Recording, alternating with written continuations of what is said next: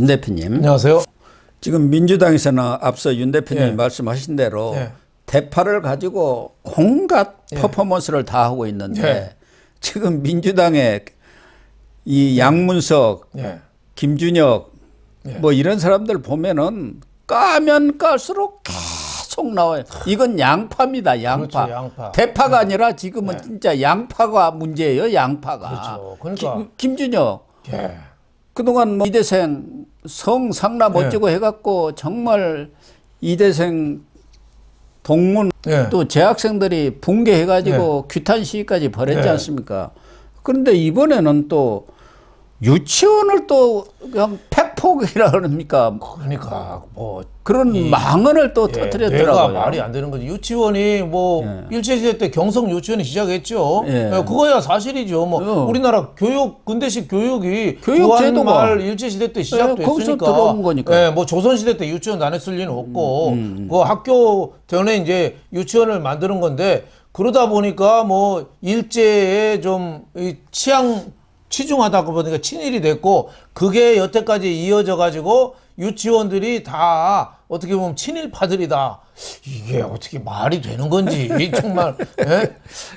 지금 한국 유치원 총연합회에서 이 얘기 때문에 아주 붕괴해갖고 오늘 국회 앞에서 아마 총궐기대 규탄대회를 하는 것 같아요. 그 그러니까. 어려운 환경에 아이들을 키우고 보살펴주고 얼마나 큰 노력을 한 사람들 아니에요. 유치원 그 하시는 분들이. 저희 때는 유치원이 있긴 있었는데 저희 때는 뭐 유치원 잘 다니지는 못했죠. 했는데 그렇게까지 저렇게 매도하는 거 보면은 김준혁이라는 인간은 저 뇌가 좀 열고 싶어요, 뇌를. 그러니까요. 뭐 기승전 섹스예요. 모든 거는 성도착증으로 성적으로 다 해석을 해요. 저희가 에로의 뭐 전문가라는 거 아닙니까? 옛날 왕들. 그런데 유치원까지도 이렇게 공격이 되면 되겠습니까? 유치원이야말로 그렇죠. 정말 어린애들 다니는 데고 김준혁이가 쓴 책이 김준혁 작가가 들려주는 변방의 역사라는데 그래서 일제 때 경성유치원 뭐 이완용이가 만들었다고 하는 얘기가 있는데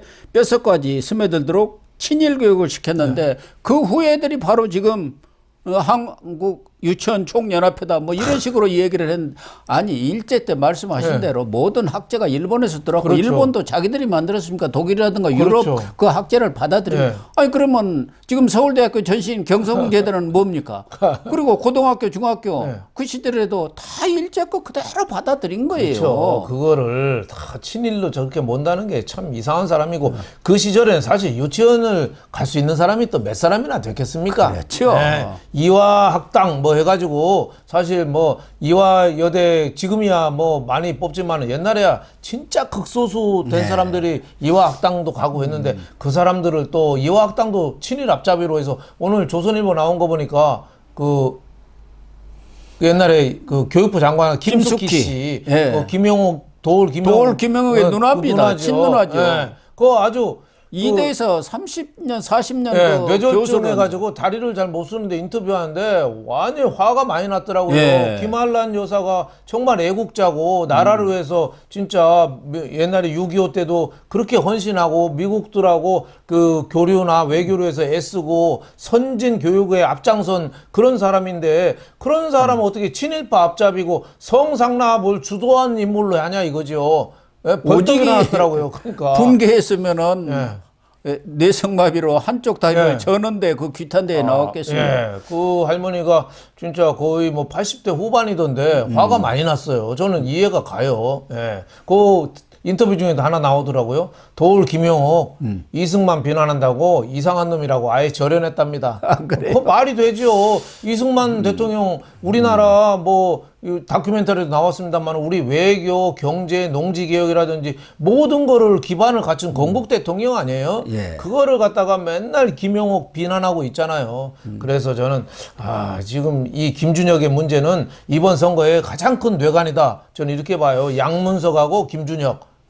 가장 큰 뇌관이라고 봐요. 양문석이는 또 말씀 하신 대로 아니 아파트를 팔려면은 그래도 시세보다는 약간 낮춰서 내는 게 누가 보더라도 본인이 지금 그 문제로 그런 분란을 일으켰고 비난을 받았다 한다면은 조금 낮춰내는 것이 당연한 거다. 그렇죠. 그런데 최고가로 냈다는 겁니다. 최고가로. 안 팔겠다는 얘기죠. 나쁜 사람이죠. 예, 판다고 말만 해놓고 아니 안 팔리는 걸 어떻게 하느냐 그 얘기 아닙니까? 그냥 쇼하는 거죠. 쇼하는 거죠. 쇼하고 막 큰 소리 치고 오히려 뭐 한동훈 비대위원장 뭐 여러 가지 뭐 논문 대필인 이런 걸 적반하장으로 큰 소리 치고 그러니까 좌파들 국회에 이런 사람들이 가면요 우리나라 큰일 납니다. 큰일 나죠. 이번에 진짜 유권자들이 정말 눈 부릅뜨고 윤석열 정부에 대해서 다소 좀 뭐 불만스러운 거 있더라도 지금은 눈 딱 감고 윤 대통령을 지원해주고 손을 잡고 밀어줘야 될 테고 이런 좌파 쓰레기들은 완전히 청소하는 이번 4월 10일이 돼야 됩니다.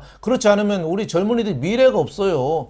네. 더 지금 기가 막힌 것은 민주당이라든가 개딸들한테서 흘러나오는 추미애 국회의장설입니다. 지금 한남갑에 나왔잖아요. 이용원 후보 국민의힘에 지금 접전을 붙고 있는데 아마 조금은 앞서는 것이 여론조사 모양이에요. 과거 깜깜이 전에 나온 여론조사를 보면은 그래서 당선 가능성도 있는 것 같은데 만약 추미애가 국회의장이 됐다고 하면은 대통령은 윤석열, 국회의장 추미애면 이게 나라가 굴러가겠습니까? 추미애가 아주 그냥 살기를 품고 있는 그런 사람 아닙니까? 블랙 코미디 어떻게든 뭐 윤석열은 죽여야 한다 이런 생각 아닙니까? 추미애 때문에 윤석열 사실은 검찰총장이 대통령 돼버린 거 아닙니까? 그러니까 하남 유권자들도 좀 정신 차려야 됩니다. 추미애 같은 사람을 물론 뭐 여론조사에 불과하지만은 추미애 같은 사람이 여론조사에 1등으로 나왔다는 건 말이 안 돼요. 지금이라도 하남 유권자들이 대우각성해야 돼요. 그렇습니다. 나라의 미래를 봐야지. 이거는 누가 좋고 누가 싫고 이게 아닙니다. 다소 좀 불만스럽더라도 지금은 그쪽에 이 추미애랑 그 이용 그 의원하고 나왔잖아요. 그 이용 의원이 좀 되도록 밀어줘야죠. 정말 추미애 같은 사람이 국회의장이 되면은 나라가 굴러가지는 않을 것 같아요. 추미애 그 독선이라는 것은 정말 또 오만한 그 자세, 그때도 그랬잖아요. 그렇죠. 추미애 한 사람뿐만 아니라 민주당 조국하고 합쳐서 과반만 넘어도 국정이 마비가 됩니다.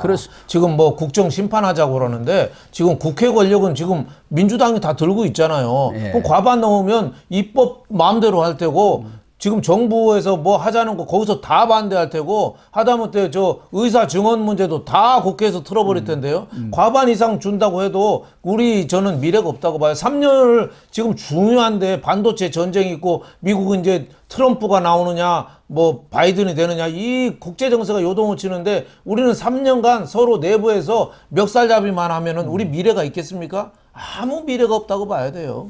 더군다나 이렇게 전국이 첨예하게 부딪힐 때는 국회의장의 역할이라는 게 참 중요하거든요. 그렇죠.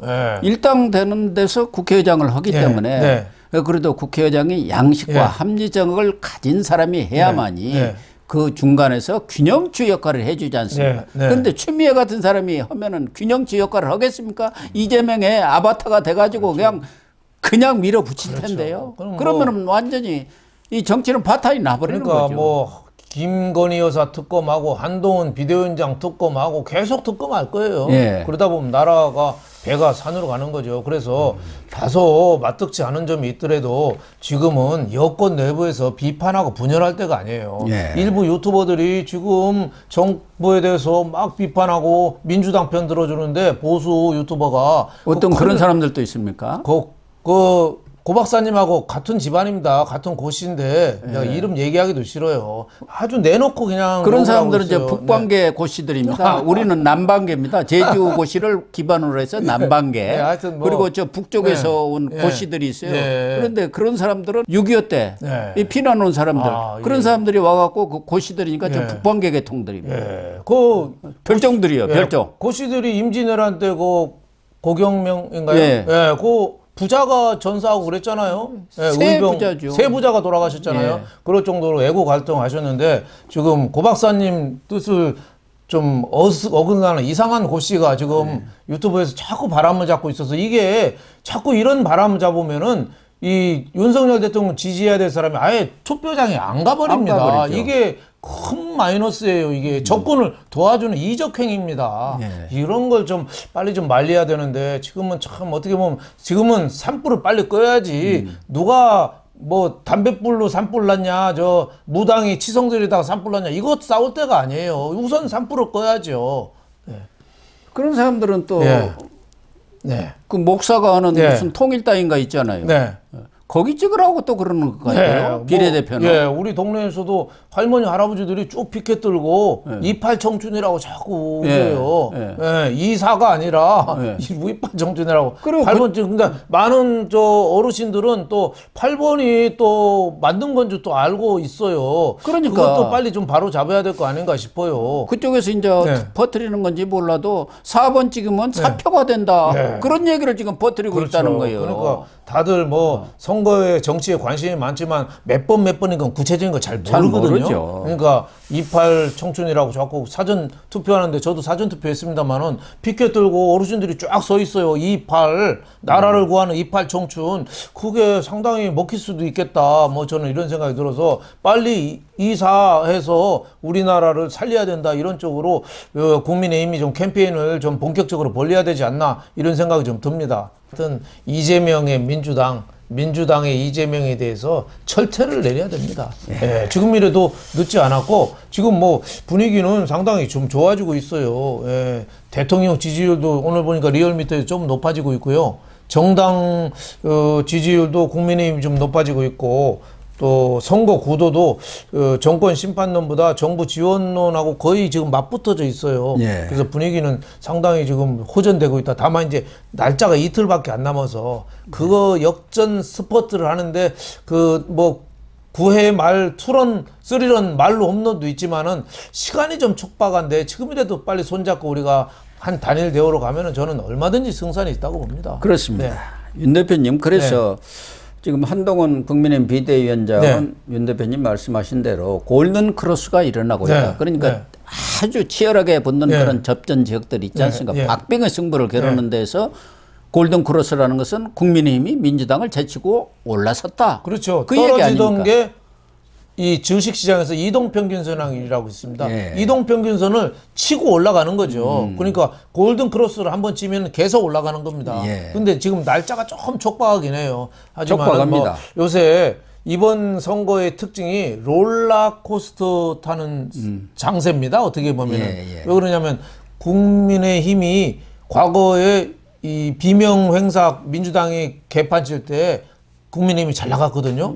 그러다 어느 날 갑자기 그 호주 대사 뭐 황상무 건으로 15%가 그냥 한 일주일 만에 푹 꺼져 버렸어요. 근데 다시 이렇게 회복이 지금 되는 거예요. 근데 그게 조금 더디지요. 더군다나 이제 본격적인 선거전에 들어가니까 저쪽에서도 계속 이 마타도 흑색 선전을 해 대니까 그게 아무래도 상승 속도가 둔화될 수밖에 없는 거 아닙니까? 그렇죠. 그래서 지금 이 수도권에서는 뉴스에 좀 예민하거든요. 빨리 떨어지고 빨리 회복되는데 지금 수도권이 굉장히 빠른 속도로 회복이 되고 있어요. 그래서 막판에 뭔가 좀 큰 거 하나가 좀 터졌으면 좋겠는데 막판에 그런 변수가 나올지는 좀 지켜봐야겠습니다.